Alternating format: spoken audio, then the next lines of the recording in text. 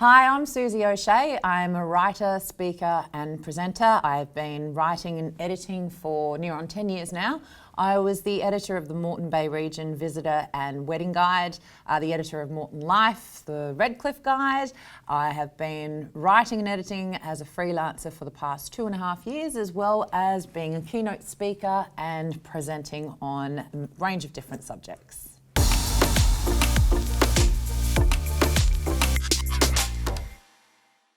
So I'm going to be taking you through writing blogs and articles and how that can help your business, and give you a few tips on how to really hone and sharpen your skills as a writer. So what we're going to be going through is, first of all, how blogging can help your business. I hear from a lot of different people that, given the nature of their businesses, they don't necessarily need to blog. So I'll be going through a range of different reasons as to how that can help you, regardless of what industry you're in. And then we'll have a look at how to write a compelling blog post. So how we can make your blog post more readable and be attractive to more readers. Then we'll have a look at how to market that in a social media campaign so we can get those blogs out there and have more eyes on your articles and hopefully turn them into conversions for your business. So let's have a look at how blogging can help your business. Firstly, you get to establish a relationship with your customer base. So think of your blogs as little episodes into the life of your business. So who you are, who your staff is, how it is that you all work together, and how you all contribute on a larger scale to not just your business, but also the community at large as well. This will help get you more professional credibility within the marketplace, and also keep you at top of mind when it comes time to people needing your business or service or products. It's also an opportunity for you to provide your expertise in a way that makes it interesting for people to understand a little bit more about what it is that you do. And it's an opportunity to reach more customers and improve your SEO. Now, SEO stands for search engine optimization. If you were to maintain a consistent blog as part of your website, what that does is it helps search engines such as Google to recognize your website and rank you higher when people Google things such as painter in Redcliffe, if you're a painting business. If you continue to have blog posts and you update your website with those, Google will recognize your website and give you a better ranking through that SEO, the search engine optimization. So if nothing else, this is a great reason to start blogging and to maintain that consistency with the posts that you publish. Now, before we start going into the writing process, a couple of things to think about and do a little bit of research into is, what is your brand voice? A great place to start with this is to have a look and do a little bit of research into who are the competitors in the marketplace. Who are people that offer very similar services and products to you? What are they about? What is their brand personality? And then what is it that makes you unique? What is the point of difference that makes you stand out from the rest of the crowd? Once you've got that, write down a couple of keywords, 1 to 5 keywords. Keep them handy next to your computer or in your office when it comes to doing your writing and writing your articles and your blogs, and keep referencing back to what those points are to establish what we call a voice. So this is going to be your brand personality, and what you really want to do is inject that brand personality and that tone of voice through all of the communications that you have. So that's not only in the blogs and articles, but also in the communication when you are putting these blog posts out there on your social media. So really trying to maintain that consistency, and this will grow as your business grows. It's not something that's static. It's something that will evolve and change as your business changes, but also as the marketplace changes as well. So really finding out what those key points of difference are, what it is that makes you stand out from the crowd, and using that to your advantage. Infuse as much of your personality into it as you can. Obviously, the business is your own. You've created that business, and a big part of you is your own personality. So really try and stay true to that and incorporate and infuse all of those things into the writing style that you have. You can use a formal writing style or an informal writing style, again, depending on the audience it is that you're trying to reach and the tone of, or the brand personality that you have created, and making sure that it all remains consistent through that. So let's have a look at some of the basics of writing. How can we make you a better writer? Perhaps you've never written anything before, and I can appreciate that the whole process may be a little bit daunting for people that have never done it before. The very first piece of advice I can offer anybody who wants to become a better writer is to read. Read, read, and then read a little bit more. Reading is so important and so vital to improving your writing, because what it does is it opens you up to a variety of different subject matters. And when I say reading, it can be anything. It can be magazine articles, it can be books, fiction, non-fiction, blog posts of other businesses that don't even pertain to your own business. What this does is it gives you more subject matter, things that might generate some ideas that you wouldn't necessarily have thought about before. Get those ideas and write down some notes somewhere so you can go back to them later. But the second thing that a lot of reading does is it exposes you to a variety of different writing styles. So you might read something, again, it doesn't matter what the subject matter is. It could be a fiction book, it could be an article about a television show you've never seen before. But there's a certain thing, something about the way in which the article is written that writing style really speaks to you. You're very receptive to that particular writing style. Borrow that. Use that in your own writing style. The more you read, the more exposure you have to different writing styles, the more you'll be able to create your own unique voice. So this is why reading is so important and is such a great tool to help really improve your writing. Now, the second thing that will really help you is to really embrace the power of storytelling. Readers are far more receptive to storytelling psychologically than we are to just being bombarded with a bunch of facts. So if there's something that you really want to get across, think of having a sit down with a friend at a pub over a beer. How are you going to communicate that message to them? It might be a very casual chat that you have, whatever it might be. What you'll find is it's usually injected with a lot of emotion, a lot of passion, a lot of feeling around whatever it is that you're trying to tell in that story. That's what makes it compelling. If you were to take that art of storytelling into your blog post, regardless of what it's about, it will make for a more compelling article or blog post that people will be engaged in and will want to read, and more so, will want to pass on to other people to read. So try and keep that in the back of your mind as well. Now, you may not always be able to use this storytelling methodology with everything that you're writing.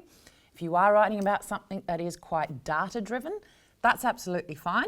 What you can do is think of a time where you have used this particular process, whatever it might be, and use that as a story to illustrate whatever the data-driven content might be.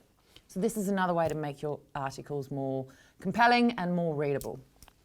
Now, planning your post is really important. I understand that for people that have never written before, this idea of the process of writing can be incredibly overwhelming. Now, what planning does, it gives your article a little more structure, and it also breaks down the overwhelm of writing. So think about all the topics that you want to write about. Put together a list of all of the articles that you want to get out there and publish at a later date. You might not get around to them all, it doesn't matter. Just write them down, keep them somewhere, and they can be a checklist for you to go through later on. Once you've decided on a topic that you want to write about, do some research. I think one of the things I love the most about my job and being a writer is that I'm always in a position to continuously learn more about everything. I will come across topics that I've written about that I don't know a thing about. And then I'll do some research and I'll find it really interesting and I get lost into my research bubble, and it's great. It's such a learning process. So do some research about what it is that you're writing. Now, if you do come across a website where you've gotten some information from that you're using for your blog, copy and paste the link to that website and hyperlink it as part of your article. Again, I'm not going to go too much into SEO. I have included a link in this if you do want to read a little more about it.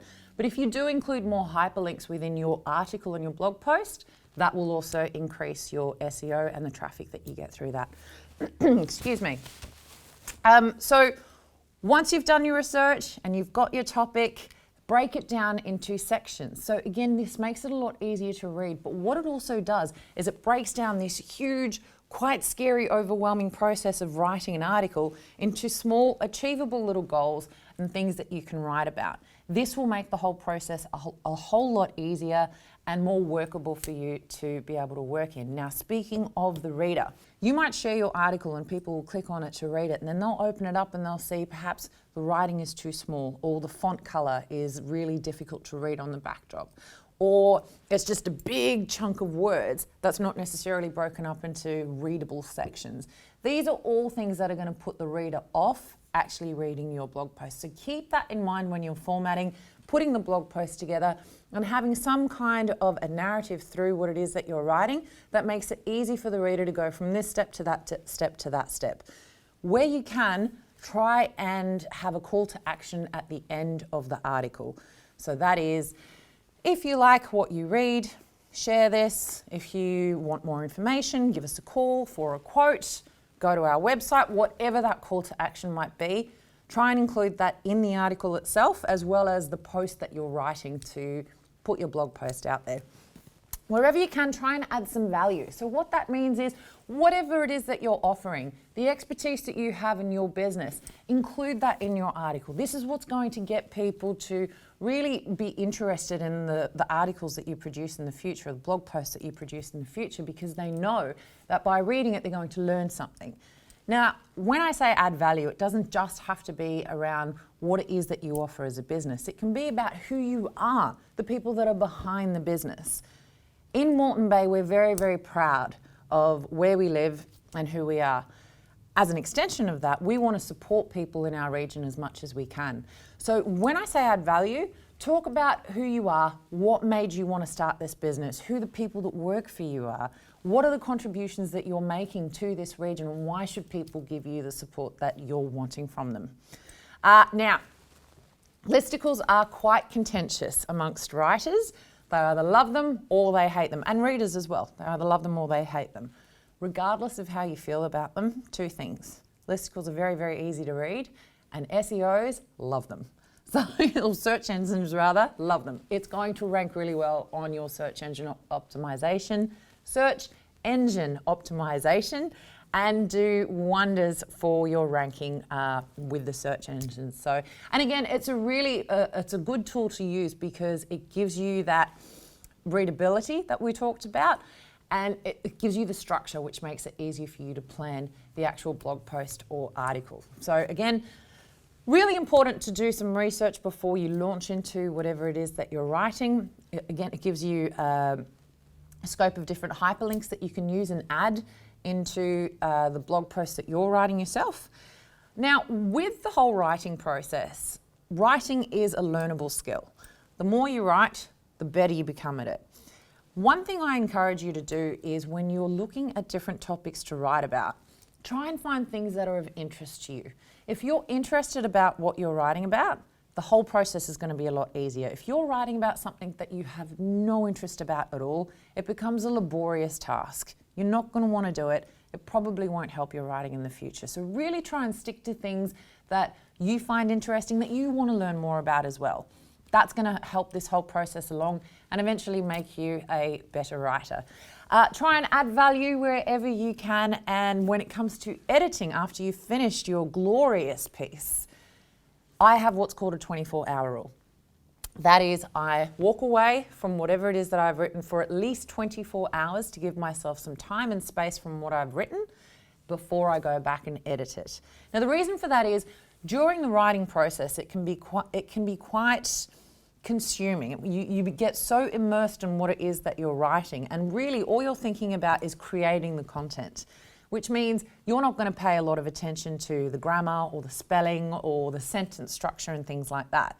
So give yourself time away from it all to come back to it with fresh eyes and a fresh mind, where you're only looking at editing and picking up on those mistakes, and then go through and edit all of those errors. Now, please don't be put off if there are a lot of errors. Even the most seasoned of writers will come across a multitude of errors in whatever it is that they write. It does not mean you're a bad writer. If anything, it means that you're so into creating the content, which is great, that you may not have been giving as much attention to the grammar, which is fine.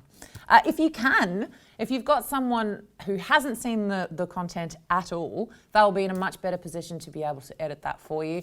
If you're in a position financially, you can outsource and get it edited professionally. That's another option that you have. But it is really important to give yourself time. If it's 24 hours, I've seen it referred to as the 12-hour rule or the rule of 12, whatever it might be. However much time you have, give yourself that time and space away from what it is that you've written before you go back and do your editing, and it will put you in a much better position to pick up on any errors that you may have made. Now, we've researched all of the topics. We have added a whole bunch of hyperlinks. We've learnt a lot. We've put together this beautiful piece of writing. We've edited it. It looks amazing. It's time to get it out there for everybody to read and get some customers through the door. There are several different platforms that you can use to market your website and your blog posts accordingly. Facebook is really, really easy. You can just add the link. Now again, with all of these platforms, be sure to think of a quite short headline, or not headline, a quite short description of what the article is, so that people will click on it to open it and read it. And include that in your social media post with a link to the blog post. Now, as we said before, if you can include a call to action in your articles, do the same thing on social media, regardless of the platform that you choose. Have a call to action. So on Facebook, for example, click like, click share. If you found this blog post great, please comment below and tell us what you liked about it. Tell us what you would like us to write about in the future, whatever that might look like. Have a call to action on your social media platform. So Facebook is great. It's really easy to share links. Twitter is also fantastic, not only for sharing your blog posts and links, but also for following other people that are in your profession, within your industry. Now, domestically as well as overseas, it's a great place to see how other people are promoting their business. And again, borrowing ideas. That's what this is all about, is borrowing ideas and making them your own. LinkedIn is a great place as well to share your business wins, as well as your blog posts. It's when you start thinking about a social media campaign, if you can, try and link as many different elements into this campaign as possible. Now, what I mean by that is you've written a blog post, fantastic. See if you can tie that into perhaps an event that you've got coming up, a sale, something special that the business is doing. Writing a blog post about that will give an extra layer of depth to this campaign. So Instagram is another one that's a great tool to use to get your blog posts out there. Now, Instagram, given that it is mainly focused on imagery, try and use some images of your products, of your services, of your staff, of the area that your business is in as well. All of these things that are going to grab attention of your target market and the audience that you want to reach. And with Instagram, a suggestion that I can make is including the link to the blog post that you've written that you want to share in your bio, and actually saying that in the post. To read this article, click on link in bio to learn more about whatever it is that we've talked about. So these are great tools that you can use as different platforms to get your messages out there and to try and get as much traction of that blog post as you can. Remember the call to action, asking people to like, share, and comment. So I have included a bunch of helpful links that I think will really help you in finding out a little bit more about certain topics that you may have been interested in that I didn't have time to cover here today. Now, the first one is a grammar cheat sheet. So this is something you can print up and again have next to the computer or in the office that you can refer back to. It's just a really handy list of words that may sound the same but are spelt differently, which also means they have different meanings. So it's a handy little cheat sheet to have next to you when you are doing your writing to quickly check on. There's a couple of articles that I've included here on how to write a blog post, which is really handy for beginners. A few more tips and tricks and different things that you can do to make your blog post go from good to great. Now, there's the Hemingway app that I've included on here as well. Now, this is a fantastic app.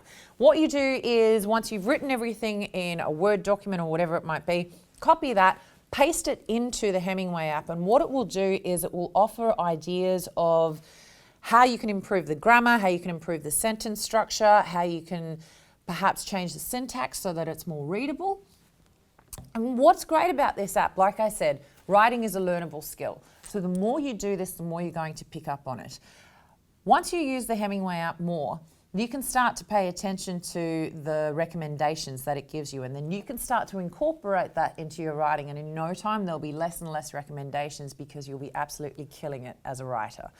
Power Thesaurus is another good one too. If you find that when you're doing the editing, the same word comes up again and again and again, you can chuck that word into Power Thesaurus and it will give you a huge list of different words that you can use. Now, this one here, the marketing, how to start a blog, this one is great because it actually has in it templates for a blog, so blog templates that you can use. Again, this just makes the whole process a lot easier if you are starting out, if you've never written anything before. It's a really handy tool to use to help guide you along the way. Now, SEO, I've talked about it a lot. A lot of you might still be scratching your heads as to what that even means. There's a really handy SEO guide for beginners that might answer a few more of your questions. And the last one is a blog title generator. Now, even the most seasoned of writers sometimes struggle to come up with a compelling headline that will get people to click on their blogs. So this handy tool, you write down some of the keywords of what your blog is about, and it will help you to generate a crafty little title that can get people to click on it. So that brings me to the end of this talk. It has been an absolute pleasure to have you. I have included some contact details there, my website where you can check out some of my own articles. My email address is there. I would love to hear from you. If you want to send me some of the amazing things that you've written, I'd love to read them. Please send them through to me. And my phone number, if you do require any professional writing or editing services, I'd love to hear from you. Thank you very much.